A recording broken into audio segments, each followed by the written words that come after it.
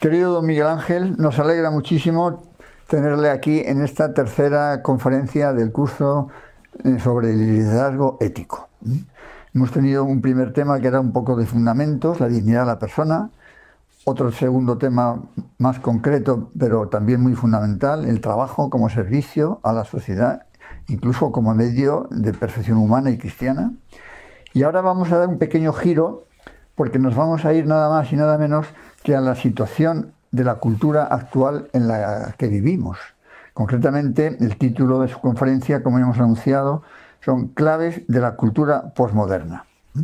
Vamos a escuchar a don Miguel Ángel Garrido, que como habrá gente que no le conoce, lógicamente, doctor en Filología Románica, profesor de investigación del Consejo Superior de Investigaciones Científicas, catedrático de Gramática General y Crítica Literaria de la Universidad de Sevilla. Ha escrito infinidad de artículos y una docena de libros, o más de una docena de libros sobre su especialidad. Pertenece a muy diversas instituciones científicas nacionales e internacionales y está colaborando ahora de una manera muy especial dirigiendo el proyecto de investigación sobre el Diccionario Español de Términos Literarios Internacionales. De modo que el currículum da para que nos pueda hablar de infinidad de temas, ¿no? Le quería hacer alguna pregunta que después en la conferencia vamos a escucharle de modo más amplio, pero que nos sirve un poco de introducción a lo que luego nos va a comentar. Podríamos preguntar de esta manera un poquito así como informal, coloquial, ¿qué está pasando en la cultura occidental? Sí, en la cultura occidental realmente esta conferencia se titulaba originariamente ¿Qué está pasando? ¿Pero qué está pasando?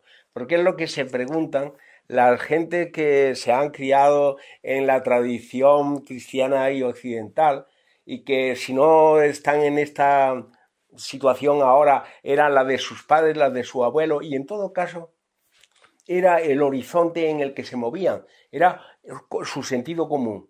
Y de pronto, en todas partes, se preguntan personas de todo el mundo, desde luego de nuestra cultura occidental, pero de Europa influye sobre todo el mundo, pero ¿qué está pasando? Que aquello que teníamos como de sentido común, de nuestro modo de actuar en nuestro horizonte, se ha cambiado radicalmente. Bueno, y esto quiere responder la conferencia.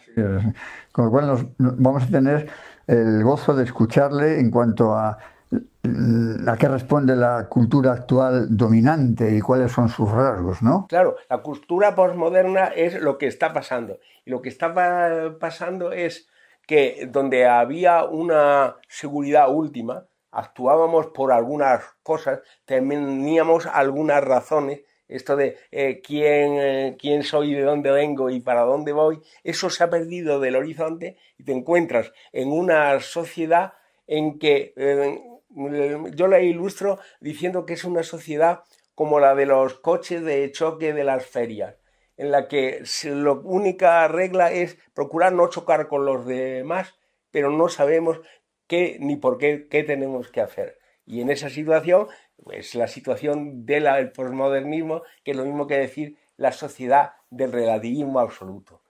¿Qué tenemos que hacer? Nos encogemos de hombro, hacemos lo que apetece, lo que toca, lo que se nos ocurre. Muy bien, le hemos escuchado en otras ocasiones que hablaba de un sentido o un relato cristiano de la historia. Después, décadas pasadas, se impuso en buena parte un relato marxista, materialista, ateo, y ahora hemos llegado a esta tercera fase que decía, ¿no? El posmoderno o relativismo, ¿no? Sí, yo repito mucho que el proceso de los últimos 50 años en nuestra cultura es el proceso que se ha dado en muchos de los intelectuales más conocidos y lo ejemplifico con Humberto Eco, que a los 20 años era católico progresista, a los 40 años era marxista y a los 50 años era posmoderno. Lo que ha pasado ha sido que ha habido un proceso o una aceleración en un proceso que viene de la Edad Media, del nominalismo, un proceso de secularización en el que se olvidan los fundamentos. Lo que está pasando es sencillamente que hemos pasado de ese relato en que teníamos claro que el remitente era Dios y que el destinatario era la persona humana y que lo que tenía que hacer es la salvación, a un relato en el cual se pregunta ¿quién es el remitente? Y nos encogemos de hombro, pero si nos encogemos de hombro no tenemos remitente, tampoco tenemos objetivo. Nadie nos dice el objetivo. La conclusión es esta sociedad del relativismo que Ratzinger llamaba la dictadura del relativismo. Todo es relativo menos afirmar que todo es relativo. Lo cual es una contradicción. Bueno, es una paradoja, es una paradoja. Por eso no se puede hacer afirmaciones, diría esta cultura, sino narraciones. Contamos lo que pasa, para no caer en la paradoja. Y por último, en esta entrevista breve, ¿alguna solución que pueda sugerir para tratar de corregir esas graves deficiencias de nuestra cultura actual? Sí, yo recomiendo dos cosas, porque claro, en esta cultura hay una paradoja muy grande, que es que acabamos de decirla, es todo se puede pensar, absolutamente todo, menos que haya algún fundamento. Claro, entonces, ¿y por qué? Y dicen, pues por dos razones. Porque el que piensa que existe la diferencia entre la verdad y la mentira, el bien y el mal, es potencialmente un violento. E incluso, si no fuera un violento, es una persona que piensa que lo que yo hago está mal y eso no lo soporto, no lo soporto, no lo soporto. Como esa es la situación, el que quiera proponer una contrapropuesta, el que quiera hacer una propuesta de volver al bien, por decirlo así, tiene que subrayar dos aspectos muy fundamentales. Uno, la coherencia. Porque resulta que no es razonar, no es solo razonar, sino que obras son amores y no buenas razones. Y la otra, la afabilidad. La afabilidad es una derivación de la caridad secundaria, no es la principal virtud como la caridad, no.